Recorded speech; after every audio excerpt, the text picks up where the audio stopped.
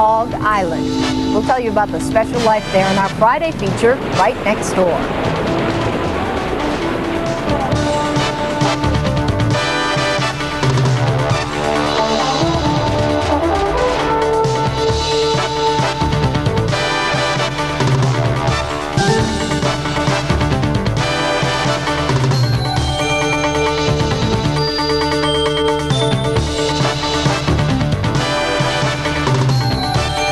Sure, everybody on Hog Island is waiting to hear what it's going to be like, and we talked about it's going to be like... Yeah, so for all of us. Never mind Hog Island, all of southern New England, all of New England, and the East Coast, as a matter of fact, is a tough call as far as the forecast goes this weekend. I can tell you what it's doing outside right now. Broke within 2 weeks. Finally tonight, as we've been promising you, we continue our new Friday series called Right Next Door, in which Mike Gaines profiles a local town or neighborhood and what makes it unique and special. Mike's stop tonight is Holland and Mount Hope Bay. It's really within easy reach. I've seen it, but it's kind of isolated, isn't it, Mike? In a way, it really is. Even the police are only occasional visitors, and the day we visited, even the Portsmouth City building inspector told us that he'd never been there before. But the natives seem to like it that way. It's a common fantasy, the desert island, and a few hundred yards off Bristol, it becomes reality. Local legend says the Indian name for the island, Chesawannock, means wild hog, thus the name Hog Island. This 175-acre spot of land in the middle of the bay technically belongs to Portsmouth, and it's a seasonal home for about 100 families.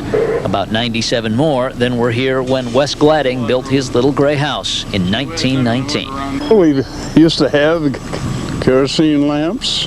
The first time we had a stove, it was 4 pieces of pipe that were drove in the ground and a piece of steel laid over it, and we burned wood in it. The old times are great. You knew everybody, and you'd go to their house and you could enjoy yourself. Does it bother you that there are more folks out here now than there were back then? Don't bother me, because nobody bothers with me. The Islanders still cherish a certain pioneer spirit. They use a community well, gas lights, and propane generators for electricity. The whole island's self-sufficient in its own right. Yeah. You know, bottled gas for the refrigerators and stoves and that takes care of that part of it. So the island does very well. Hog Islanders don't have to worry about a rush hour. The only vehicular traffic is golf carts. This is the only intersection on the island, and this is the only road sign.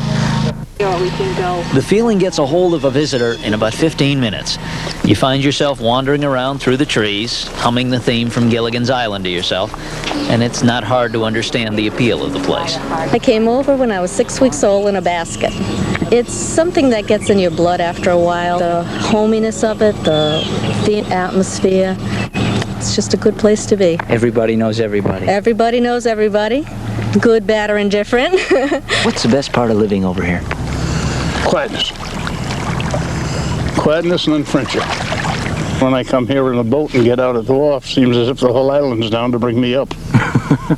And being brought up here is just the other side of heaven for the youngest Islanders.